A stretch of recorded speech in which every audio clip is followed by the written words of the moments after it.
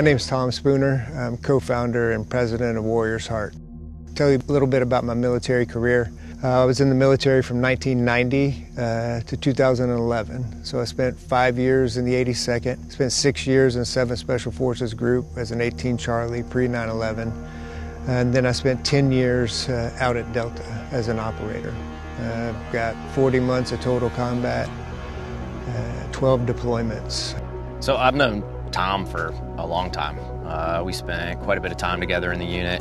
I remember when he got there. I mean, immediately you could tell that he's a stellar performer. I mean, most guys are that make it there, but there's always those guys that are, you know, above and beyond. And Tom was definitely one of those guys that stood out.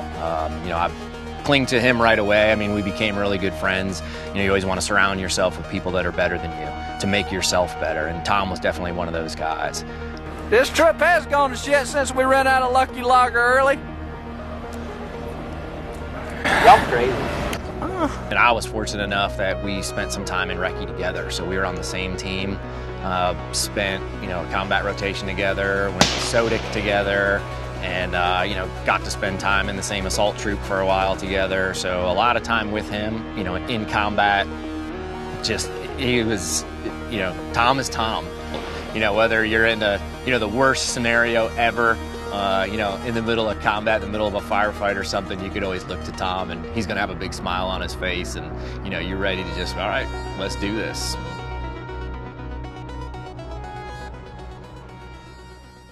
A very significant thing that happened to me early on in my military career was I got sober back in 1992. So what that looked like for me in 1992 is professionally, I was a golden boy. You know, I mean, I was in the 82nd, I was in the Gulf War. I'd already been to Ranger School, which in the 82nd in that time was kind of unheard of for very few. So professionally, I was killing it. But the thing was, I was a super high-functioning alcoholic. So my professional life was growing hugely. My personal life was a horror show. You know, I was drunk pretty much all the time, and for me, I'm an alcoholic, and what that means is that whenever I drink, I turn into the monster. You know, I turn into and do things that I would never do if I was sober. Yeah, so whenever I first got sober, it was really hard. For me, I've done a lot of hard things in my life. To date, the hardest thing I ever did was early sobriety, because I was trying to change my whole life, all my behaviors, some people, places, and friends, you know what I mean, had to get rid of. And I was still in the military. And for me, I got sober in the barracks. So some people out there understand what that means. I basically got sober at the bar. It was really hard and really difficult for me to get sober, but I did it. And the reason why I did it was because that I had help. I could not do it on my own. I tried minimally, and I couldn't do it. I needed a power greater than myself to bring about the changes that need to happen with me, you know. And I did that through AA, and I did that through other warriors, where I got sober out on Fort Bragg. Once I had a good solid foundation of me, I still had 3 years left, you know, at that time in the 82nd. So I began to build my foundation. Stateside, you know, during all that time, you know, up until 9/11, it was, you know, there wasn't any combat, so that wasn't going on during that time. However, in 1996, I ended up in 7th Group, and we did a lot of deployments, not combat deployments, but deployments to Central and South America, where I had very limited support whenever it came to staying sober. And whenever I talk about sober, I mean mind, body, and spirit, not just dry. You know, so I had a lot of difficult experiences, but because of the foundation that I had, and because of the gains that I had made in getting sober, maintaining sobriety was a lot easier. Because for me, I got my family back. You know, I got my wife back. I had a lot of things to lose. You know, and it wasn't worth the cost of a drink, giving up everything that I'd worked so hard to have. Yeah, so another interesting aspect of my military career was I went to selection to go out to the unit in September of 2001, right? So, so a lot of things that happened during that time. Went to selection. Surprisingly to me, I made it because I never thought I'd make it. And but I just wanted to not have a regret of giving it a shot, you know. And I mean, I didn't have a defeatist mentality. I mean, I went for it, but I wouldn't have bet on me. But lo and behold, I made it through selection and got selected, you know, to go to the training course. 9/11 had happened, you know, a month before that, and a significant thing for me, like I said, I had a lot of sobriety already under my belt. And we went and visited my brother and sister-in-law in New Jersey. That time, I had a 2.5-year-old, and my wife was 8 months pregnant at the time. So, so we were there in New Jersey, and then it was like, well, we can't be this close and not go to Ground Zero. So we did, and so we went to Ground Zero. And like I said, I'd already made it through selection at the unit. Like I knew what was happening next. You know, deployments were already happening, and because I, you know, was sober and mind, body, and spirit-wise, like I knew what I was getting ready to ask of my family. I knew what I needed to do with the gifts that I had and the units that I was going to. But I'm standing there with a 2.5-year-old on the Empire State Building and a wife that's 8 months pregnant. Knowing the kind of sacrifice that they're going to need to take because of the decisions that I was about to make, which was to be in a unit that was going to war. There you go now, back.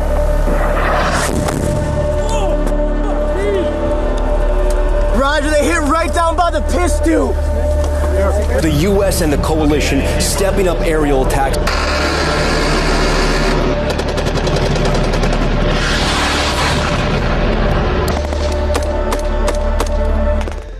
Yeah, so I ended up making it out at the unit. My second son was born in 2002, January of 2002. So I had a 2.5-year-old and a newborn, and now I'm in the training course, you know, out at the unit. Made it through the training course, and then, you know, and again, I got my first deployment, which was in 2002 in Afghanistan. And it was a big deal for me because I had never been in combat sober. You know, hey, what was that going to be like? You know, was I going to go too far? Was I going to be just right? You know, and one of the big fears that I had early on whenever I got sober is that in my mind, in order for me to be sober, in order for me to follow a God of my understanding, that kind of meant like I was going to turn into this pacifist, you know, kind of hippie, put on a white robe, go down to South America and help people out. That was, as crazy as that sounds, like that's what was in my mind. And I love being a warrior. You know, being a warrior is the only place that I've ever fit in and felt at home, you know. And then in the second place that I even felt more at home was in combat, you know. And so so I went on that first deployment, and it was a big deal for me. Number one, just I had been to the Gulf War as a private, you know, which was significant, but this was much, much different, you know, escalated-wise. And the cool thing for me is not only did I perform well, I performed exceptionally well. But the unit that I was in, exceptionally well, means I was just keeping up with the guy that was to my left and right, you know. But I was really proud of that. You know, I was proud of being in combat. I was proud of being able to service the will of the American people after 9/11, which was, you know, justice for what happened. And it was in alignment. I was kind of an older guy as far as military times go. I was 32 years old, which is old for military, you know, and I'd already had 12 years in. So, so I got there a little bit late, but I was really grateful for that because I had a huge foundation under my belt, huge support group, incredible family.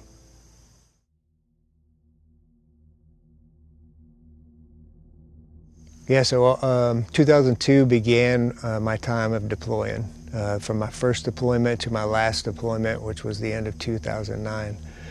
I loved doing what I was doing. There's only one regret that I have in my military career, and that was that I couldn't do more.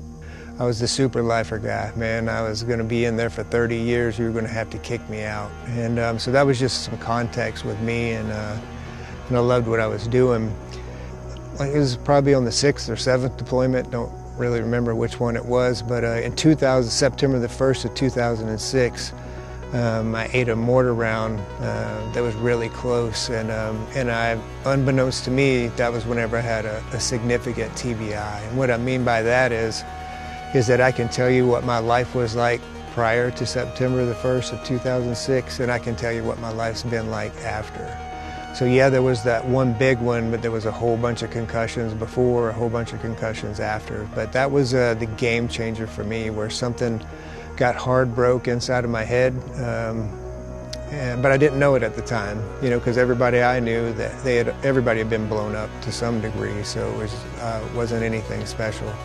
But from that moment, I knew something was off, something was different, and it also was my 3rd mass casualty event.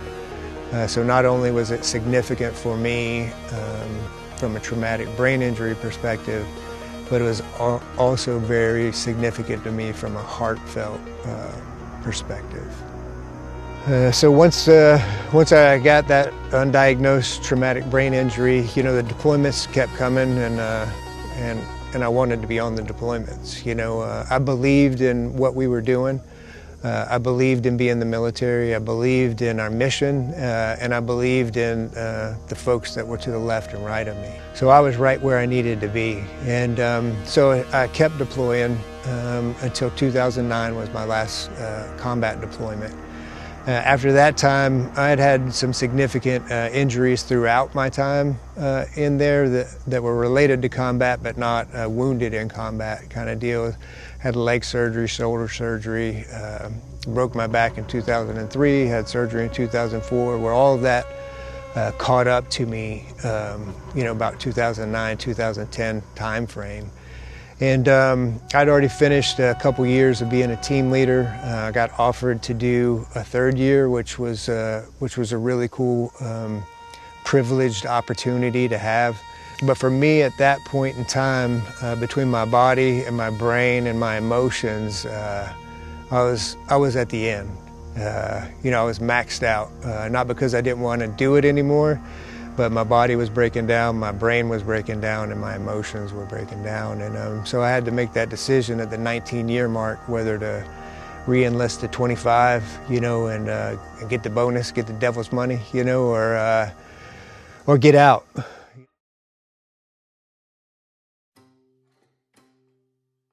It was a very, very hard decision for me because at that point in my life, things were a little bit upside down for me.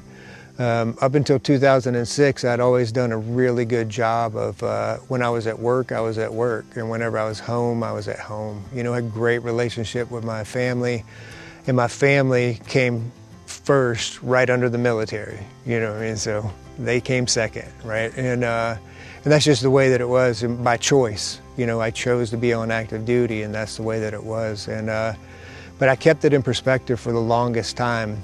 But then after 2006, things got different, where the team started becoming more important to me than my family. You know, and I was aware of that, but there was nothing that I could do to stop it. It was just.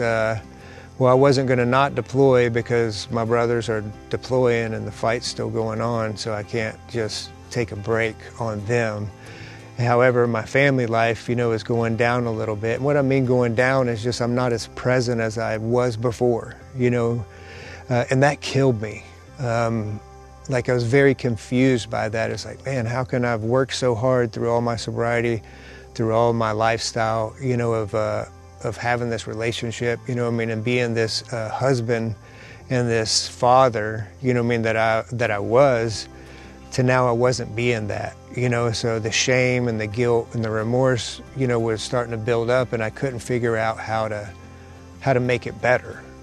So I wasn't congruent with myself and my own values and my own beliefs, but there was nothing that I could do to stop it, you know, at that time. So that just made me fight harder in the war, you know what I mean? Because that was my outlet for a while. Is you know, I'd be at home, and things I said weren't ugly by any means, but they weren't good. Yeah, so I made the decision to get out of the military, right? Because I couldn't do the job anymore. So, hey, why did I decide to do it? You know, me being a super lifer, wanting to stay in for 30 years, like, hey, why am I making this decision to get out? For me, it was I couldn't do the job anymore. I couldn't wear kit without taking narcotics, you know, and that wasn't going to work for me because of the pain. So if I couldn't do the job anymore, then I'm leaving the military, because I was only in the military for the jobs that I was into. The money was nice, but it was never, you know, the reason. You know, if you join the military for money, you're kind of screwed up anyway. You know what I mean? There's much better options. But I couldn't do what I loved doing for all of my adult life. So it was over. My run was done. It was, you know, wrote out the positives, wrote out the negatives. You know what I mean? The positives for getting out was, you know, 2 or 3 sheets of information. The negative, the reasons for getting out was really one reason: stay in for the bonus money, you know, and I haven't done it. So it was, I didn't want to. I was pretty pissed off about it, just how it had worked out for me. But I made the decision to get out. And when I made the decision to get out and to retire, you know, then it was, then they started all the retirement testing, you know, and like I said, I was always being able to do the job, but I'd always seen this degradation. At that point in time, I would have these huge emotional mood swings, you know, things that should make me a little angry, I'd be furious about. The thing that should make me a little bit sad, I'd be just sorrowful about. So I was having these big, huge swings, and I couldn't remember how to get home. I wouldn't know where I was at times. It was all these different symptoms. But just like everyone else that I know is like, hey, you just keep going. Just keep going, you'll get it figured out, you know. So I realized through another warrior best friend of mine, Ryan, that I was really screwed up, you know, and but everybody I knew was like me. Not that they're screwed up, but, you know, the same events had happened to them. So eventually I made that decision, like, hey, it's time to get out. When I started doing that, that's whenever they started testing, running all the tests, and hey, come to find out I have traumatic brain injury, meaning that, hey, I'm running at 50% processor speed and 50% verbal memory, which made a lot of sense and was a huge relief for me, because it was like, hey, I'm injured, I'm not going crazy, right? Because that's what I was thinking was happening, you know, back before I got sober. I know what it's like to lose your mind, you know, and now that was happening again, you know, as a result of all this. And finally I had a reason of why I was struggling as hard as I was, and it wasn't because of the chemical dependency, because I didn't have that. It was the traumatic brain injury and all the unprocessed trauma that I had just from the profession. So as a result of all my retirement physicals and getting ready to get med boarded out and everything, you know, I identified the things that were wrong with me, you know, that was undiagnosed and untreated traumatic brain injury and unprocessed trauma. So even while I was on active duty during the transition process, I went to all the therapies, right? I went to cognitive therapy, I went to vestibular therapy, I went to talk therapy. I even had to get on meds for a little while because I was chemically imbalanced, you know, and so I initiated all that while I was still on active duty. And the thing about all those therapies is it actually works, right? But the reason why it worked was because, number one, I wasn't fighting a chemical dependency. And number two, I had a lifestyle that was that would support, you know, me growing and changing.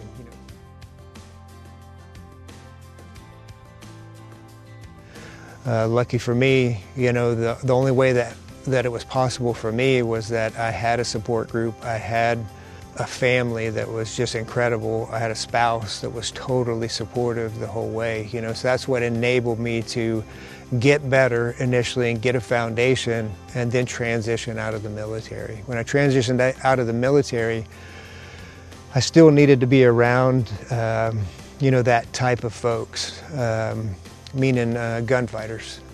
So I did a lot of law enforcement. I got into the tactical world, and that's where I still needed to be. And because I knew I had a lot to give to the guys that were still in the fight, and it wasn't living vicariously through them. Like, I got all I wanted, you know. Meanwhile, I was in, I had a clean separation. Uncle Sam didn't know me anything. I don't know them anything, you know, and so I was moving on. So I moved on into the tactical world.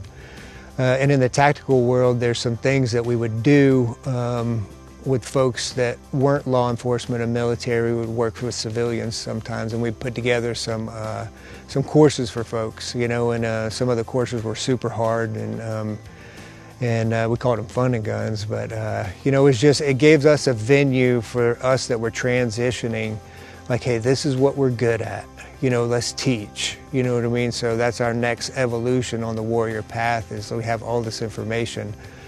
It needs to be given to those that still need it in the fight. So we were doing that, and then we set up the fun and guns, and on one of these particular fun and guns, there was this guy that was part of it named Josh Lannon that came to get the training, right? He was running trainings, fun and guns, he called them, for CEOs. So I wanted to go and get more tactical training. I love that stuff. My wife's in law enforcement, we had a huge connection to law enforcement. We love that community. Now the military is like, hey, I just want to learn more about this.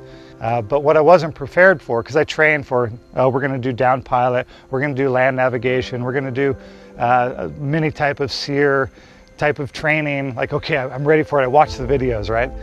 All of that was great, loved it. Some of it sucked, but I loved it. What I wasn't ready for was afterwards, his briefing. He said, all right, guys, listen up. You guys experienced all the fun stuff, but what you didn't experience was the true cost of war. And I'm going to share with you what a little bit that is. And then at that event, one of the things that my brother and I had started doing was what we called Warriors Experiences, you know, and that is that we get with a group of trusted civilians, you know, and some veterans, and we tell a story, right? But the story that we tell is the one that we don't even talk about amongst ourselves. Yeah, that story, right? And so we did that, and the intent of that is to pass on to folks that don't know the cost of war, the cost of the profession, you know. And so we did that, and obviously it's super impactful and super healing for the warrior that's doing it, and it's very impactful for those who are receiving it. And Josh was one of those guys. And after that, we gave a little talk and a little education, because this was 2013, so there wasn't a lot of talk about 22 veteran suicides. You know, that awareness that everyone has now wasn't the case then. And so we talked about veteran suicides and what it was like.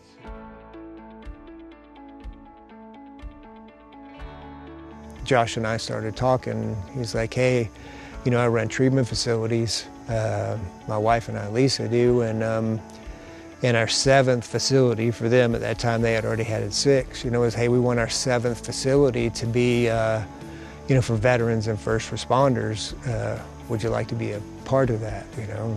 I'm like, hell yeah, you know, I mean, like, huge passion of mine, you know, of being a warrior, and the other passion of mine was sobriety, you know, and of being able to help folks like me, you know, that are hopeless, you know, find their strength again, find a power greater than themselves, you know, and live a life worth living.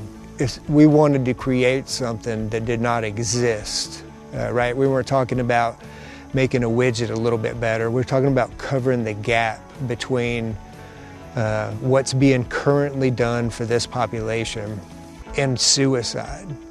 You know what I mean? Because there was a gap there, like, how do we stop that? You know, and that's where Warrior's Heart was born. What is out of that desire to close the gap and to cover something that wasn't being done, and that was healing for our warriors the warrior's way, you know, and that's how we made Warrior's Heart. And the benefit of us is we knew we had the solution, right? You know, we know what works, right? So how do we close the gap? How do we close the distance between giving what they need and what we have to give? You know, and that came together in a property at Warrior's Heart that became Warrior's Heart. And again, it goes back to the mission and our why. You know, I mean, our why for starting Warrior's Heart was not only could they stop dying, but they could live a life worth living, that they had fought so hard for and just did not have the ability to know how to do it. So in 2015, we found the property and planted our stake, you know, in Bandera, Texas, for our first facility, which was Warrior's Heart Bandera.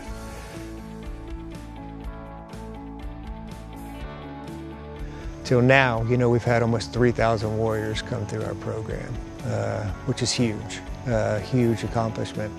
So the next step for us, because the demand wasn't slowing down, you know, it was just growing, and we only had the one facility, like, hey, how do we keep providing what the guys and gals need, you know, what our warriors need? And it's like, well, we need a second facility. And then the state of Virginia, you know, through relationships that were built already, you know, was like, hey, come to Virginia, you know, which was a big deal for us. Is there's not a lot of places that ask for rehab facilities, you know, to come in their backyard. Yeah, so our goal here setting up in Virginia, Warriors Heart, Virginia, is twofold. Number one, to create a secure environment the way that only Warriors Heart knows how to do it. And set that up here in Virginia to begin the process here for our warriors that need our assistance. Number two, for us, it was, we proofed out, we did it in Texas, but hey, can we do it in other places, you know, and provide the same results? And the answer was yes. You know what I mean? We started up September the 11th of 2023. And so we have a whole full year here in Virginia, and in that time we've had over 100 warriors come through. So we've proofed out that what we're doing continues to work, and it continues to work, and we're able to serve the warrior population that needs us now on the East Coast. So what I'm most proud of about Warriors Heart is we're still the only place, right? There's a lot of people that are doing a lot of good things, and we don't have competition. Our competition is alcoholism and drug addiction, right? So the thing that I'm most proud of is for 8.5 years now, we've been able to provide a secure location for our warriors to come and to heal. Warriors Heart is where the lost find their way home, is where the broken find their power, and where the forgotten are remembered forever. That's what we do at Warriors Heart. We provide that space in an environment that is unmatched in any other location. At Warriors Heart, we do a lot of things right, but there's one thing that we do right the best, you know, and that is to celebrate our warrior class. These are our protectors. These are our heroes. These are the people that we call when the house is on fire, when I need an ambulance, when our nation is attacked. Like, that is the population that the whole rest of our nation should be celebrating, and at times is not. We don't care because we do that here. So our heroes that get to the lowest part in their life have a place where they can come to that's secure, and they're celebrated here. They're reminded of who they are, not who they are not. Everything that we do here, from our clinicians to our environment to our electives, everything that we do is to remind them of who they are, which is warriors. We need them. We needed them then, and we need them now. And we provide that space to deliver to them what they need.